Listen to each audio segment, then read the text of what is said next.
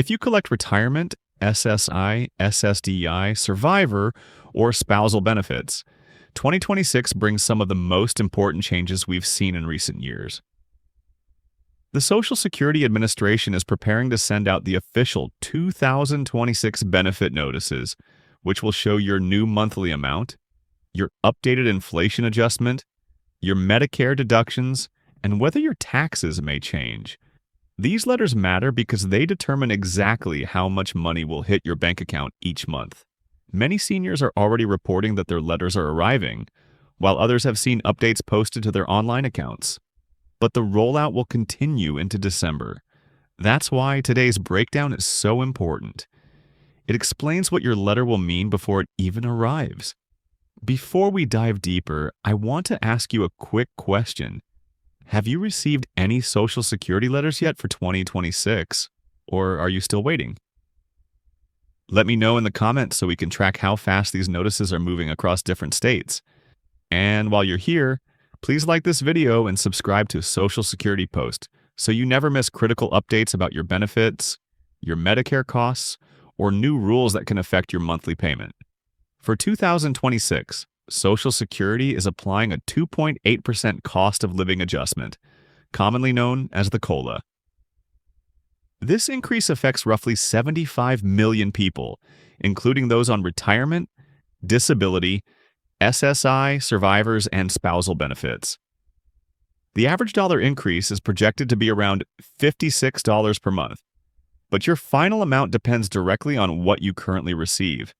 Higher income beneficiaries will see a larger increase in dollars, while lower income recipients, especially those on SSI, will see smaller dollar boosts. Many seniors feel the increase still falls behind the real cost of rent, groceries, utilities, and healthcare, but it is the official adjustment being implemented nationwide. To help everyone understand the new changes, the SSA will send detailed 2026 benefit notices, both online and by mail.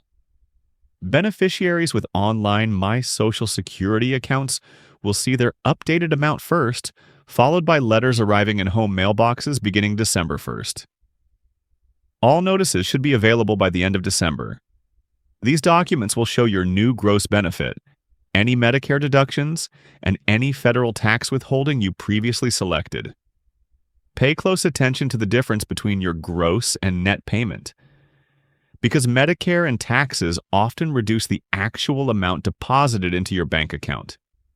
One of the biggest financial changes taking effect for the 2026 tax year is the new up to $6,000 senior income deduction for Americans aged 65 and older. This deduction is not a payment or a cash credit. Instead, it reduces the amount of taxable income the IRS counts when calculating your taxes. This can be especially helpful for seniors who pay federal taxes on their Social Security benefits.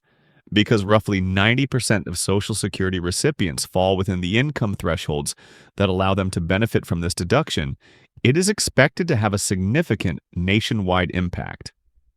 However, this deduction comes with income phase-outs. Single filers begin losing the deduction once income reaches $75,000, and married couples filing jointly see the phase-out at $150,000.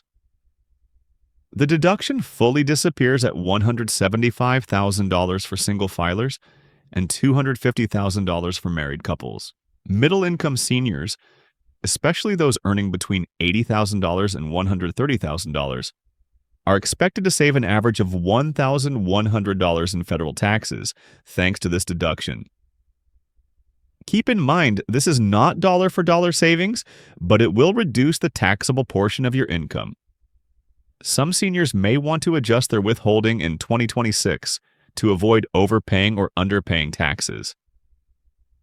Even with the 2.8% COLA increase, many seniors will feel the pressure of rising Medicare costs. For 2026, Medicare Part B premiums are projected to rise 9.7%, making it one of the largest increases in the program's history. The standard Part B premium will increase from about $185 per month, 2025, to roughly $203 per month in 2026. Since Part B premiums are deducted directly from Social Security payments, this increase will take away a portion of your COLA, and for some people, nearly all of it. This is why many seniors say the government gives with one hand and takes with the other. For those with higher incomes, the impact may be even greater because of IRMAA, adjusted charges based on income from your most recent tax return. Income from 2 years ago can affect what you pay in 2026. Even a one-time event such as selling a home, cashing out retirement accounts, or receiving a large payment can bump seniors into higher premium brackets. While the hold harmless rule protects many beneficiaries from receiving a lower net Social Security check due to Medicare increases, this protection does not apply to new beneficiaries, nor to those with higher incomes. That means the Part B increase could significantly reduce your net monthly benefit. While benefit amounts and Medicare premiums receive the most attention, Social Security has also made notable improvements in how it serves the public. Previously, the online My Social Security portal routinely experienced long weekly outages, limiting access to benefit information, statements, and notices. Under new leadership, these outages have been drastically reduced, bringing the platform close to full 24/7 access, allowing beneficiaries to log in at any time. Additionally, SSA phone service has improved. Average wait times have been cut nearly in half, dropping from about 28 minutes to 15 minutes. More callers are now able to resolve issues through automated tools, meaning quicker service and fewer long waits on hold. Another long-term issue, the disability claims backlog, has also seen improvement. In mid-2024, pending disability claims hit an overwhelming 1.26 million, leaving countless Americans waiting months or even years for a decision. By late 2025, the backlog has been reduced by over 25%, down to about 865,000 pending claims. Initial claim processing times have dropped from an average of 240 days to about 209 days. These improvements matter because they lead to faster decisions, quicker award letters, and faster access to benefits for people who cannot work. The SSA also reports that more than $17 billion in delayed payments tied to earlier legislation have already been distributed, months ahead of schedule. The Social Security Administration recently reversed a proposed rule that would have changed how disability eligibility is determined, especially for those age 50 and older. The proposal would have reduced the importance of a claimant's age when evaluating whether they can transition to other types of work. For decades, age has been a key factor because older workers often face greater physical limitations, fewer job opportunities, and more barriers when trying to re-enter the workforce.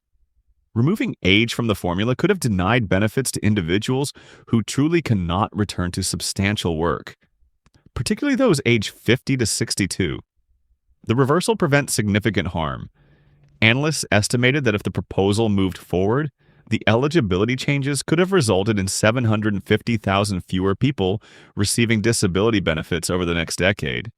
It also could have caused 80,000 widows and children to lose survivor benefits because their primary family member would lose disability eligibility. In total, the proposed cuts would have reduced benefit payouts by an estimated $82 billion over 10 years. By abandoning this rule, Social Security has preserved the long-standing protections that older Americans rely on when applying for SSDI and SSI. For many, this reversal is seen as a major victory for fairness, stability, and accuracy in the disability evaluation system. As we head into 2026, seniors and people with disabilities are facing a mix of improvements and challenges. The COLA increase, the new $6,000 senior tax deduction, and significant improvements to SSA service delivery all work in your favor. However, rising Medicare premiums and ongoing inflation will continue eating into household budgets. And while some proposed benefit increases are being discussed in Congress, they are not yet part of the confirmed changes for 2026. So your official benefit letter is the most accurate guide to what you will receive. I want to hear from you.